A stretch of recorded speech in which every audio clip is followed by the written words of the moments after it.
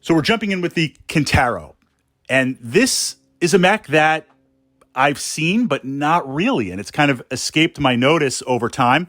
It's not one that I've played before, but in going through the tech manual here and in exploring all of the mechs, and if you're keying into this vlog halfway through, I've been pushing up to my Battletech playlist. We started with the light mechs. We're working our way through the medium mechs. We're at 55 tons. We're at that midpoint, that sweet point, and we're going to be finishing out all the way up to the assault mechs. And what we're looking to explore is building a tactic, a checklist for each mech, saying, what does this mech do well? What are the things that it doesn't do very well? Can we negate those things? How can we have similar lance complementing mechs to cover those weaknesses? And generally asking, based on your playstyle, based on your tactica, is this a mech to take or how would you use it? And I have to say, looking at the raw stats, I'm pretty impressed with this mech. And I'm kind of looking and saying, this is what's great about Battletech. There are so many amazing machines that even if you're aware of them in the tech manuals, by not having a miniature or not proxying or not playing it for various reasons, just never enough battle value, too many mechs out there and not enough time to play them, sometimes we miss over on some hidden gems. And in looking at this, I'm like, I want to acquire this mech. I want to start playing this mech. So we've got 55 tons, 580, 5 walk, 8 run, no jump. Okay, I see that stat line, and we're going to get to the weapons in a moment. As soon as I see that stat line, I'm like, it's debatable. If we look at light mechs, I want every light mech to have jump capacity that I take because it's recon, it's got to get out of there. I need that mobility just to survive. If I'm taking a light mech that doesn't have jump capability, it needs to be really, really specialized in some way. Meaning, I understand that I only have a limited amount of internal structure based on the tonnage for a light mech. So if I'm sacrificing that, I better be gaining some sort of special novelty, a weapon outside of its weight class, or just jacked up super speed. There's got to be a reason. As we jump into the mediums, I feel like, I'd like to have jump capability, and most mediums have that jump capability. If I'm not going to have jump capability, I still feel like there has to be a good reason for it. When we jump into the heavies, and we're going to look at assaults later, but we're just jumping up one class at a time. When I jump to the heavies, I feel like I don't need jump capability. Those heavies that do have it, hey, that's a novelty. It's almost like it flips, where that's nice.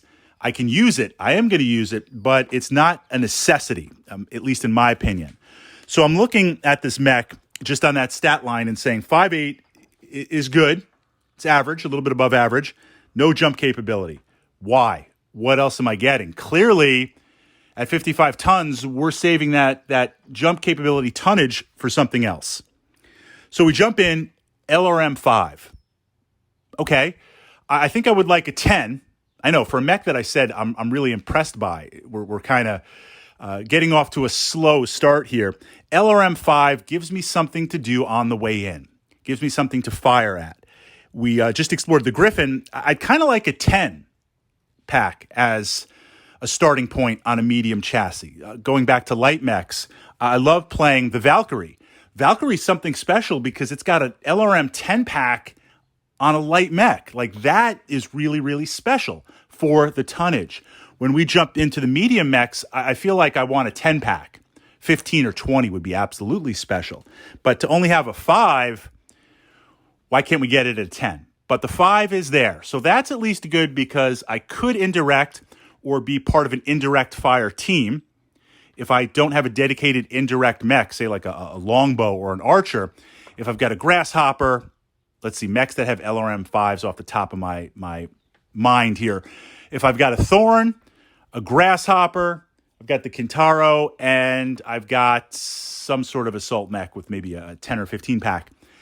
Across the spectrum, if we're all behind a hill and I've got a spotter, I could do indirect fire on all of them.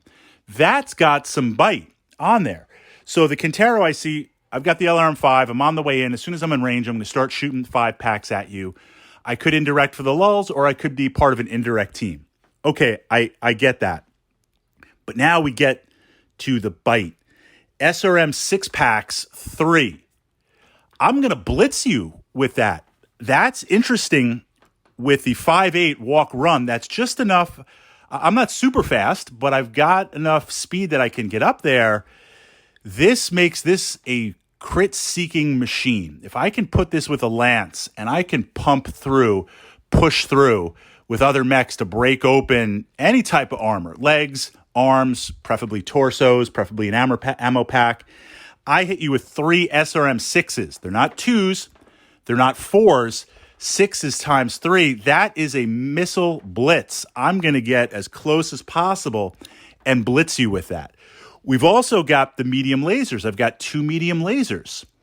So I see this as a close-in, brawling, short-range missile boat that's dedicated missile boat with a couple of little extra things to do on the way in or at that medium bracket. So tactically speaking, it has the heat management where I can shoot the LRM-5 and I can be zapping away with the lasers, consistently laying down that firepower. Zap, zap, zap, missiles, missiles, missiles. When I get close, I could be conservative on the SRM-6s, or I can alpha strike you. We explored last week, pushed that up to the Battletech playlist here, alpha strike. Flip all those buttons, disable the heat, pull off the headset, fire everything. Fire those SRM-6s, fire those medium lasers. That's a barrage that, this is a medium mech. That's a barrage that you would see on heavies, that you would see on other mechs. That could be a potential game changer. That could potentially cripple something.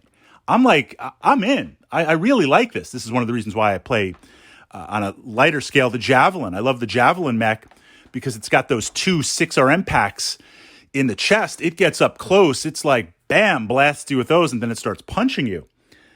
We can replicate that with the Kintaro if I get really close, pushing out. So a very, very impressive short-range missile boat with stuff to do on the way in and medium lasers. Just having the 2 medium lasers and the LRM-5 is pretty interesting, although that is a little bit underpowered for a medium, but that's not where it ends. It then layers over the 3 SRM-6s. I might have even been happy with 4s. If they were 4s, I'd be like, okay, that's good. I'd be a little bit of a grumble bug wanting 6s. But going right out the bat, this mech up close has similar firepower to a heavy type mech. Heat management aside, we're going to have to work that fine line. But a perfect example of a mech that personally I don't have in my collection.